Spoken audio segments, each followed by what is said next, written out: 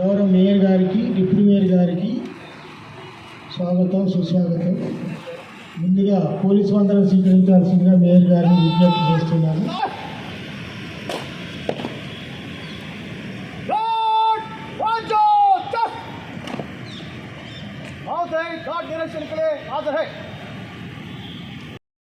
అందరికీ నమస్కారం.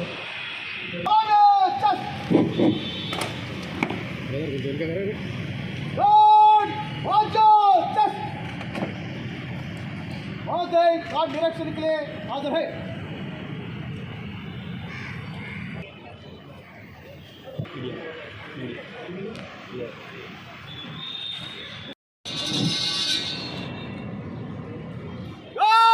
राष्ट्रीय सैल्यूट सलामी चस।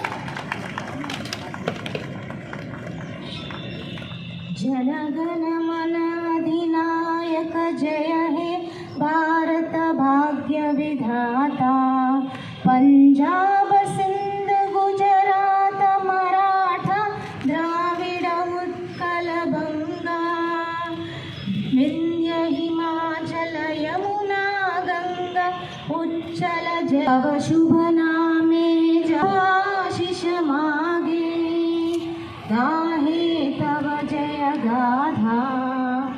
जनगण मंगलदायक जय हे भारत भाग्य विधाता। जय हे जय हे जय हे जय जय जय।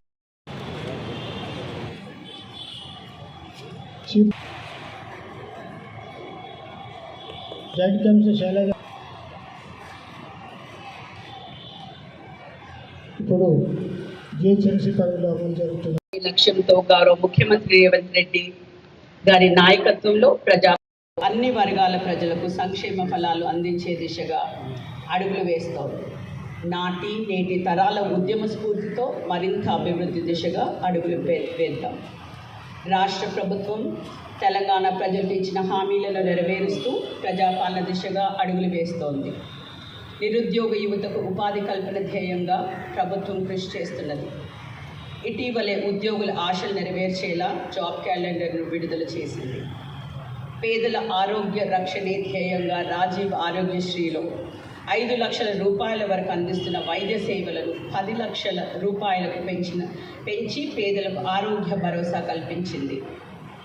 రాష్ట్ర ప్రభుత్వం మహిళా ఆర్థిక సాధికారతకు పెద్దపీట వేస్తూ రాష్ట్ర వ్యాప్తంగా మహిళలకు ఆర్టీసీ బస్సుల్లో ఉచిత రవాణా సౌకర్యం కల్పించడంతో పాటు మహిళల పేరు మీద ఉన్న గ్యాస్ కనెక్షన్కు 500 రూపాయలకే గ్యాస్ సిలిండర్ అందజేయడం జరుగుతోంది.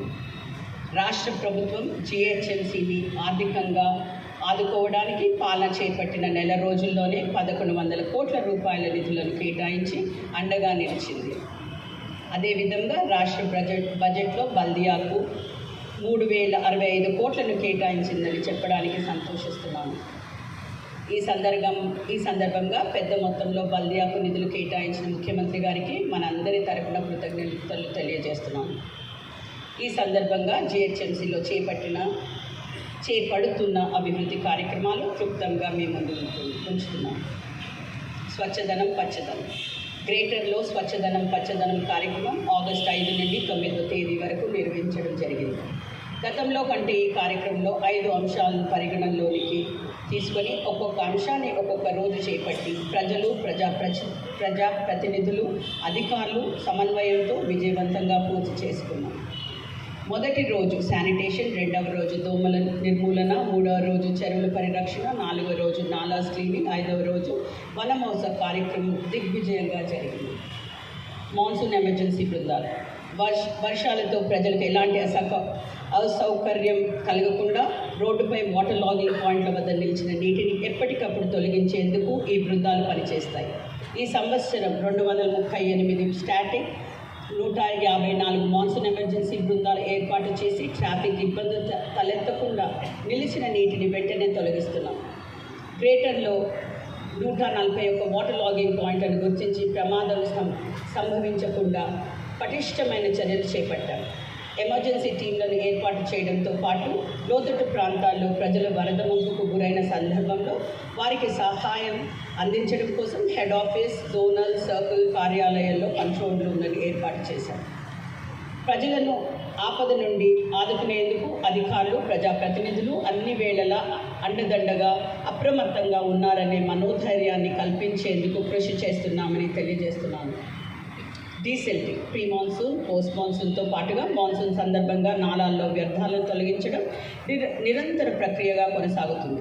గ్రేటర్లో స్టామ్ వాటర్ నాలా మొత్తం 1302 కిలోమీటర్లు కాగా అందులో 390 కిలోమీటర్ల ప్రధాన నాలా గలదు.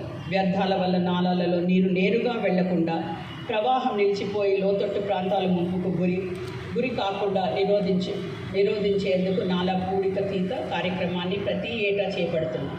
ఈ ఆర్థిక సంవత్సరం 56.38 కోట్ల వ్యయంతో 201 పనులు చేపట్టి 919 కిలోమీటర్ల పొడవు పూడిక తీత తీయాలని నిర్ణయించడం జరిగింది. ఇప్పటి వరకు 89% పూడిక తీత పూర్తి చేశారు. Water holding structures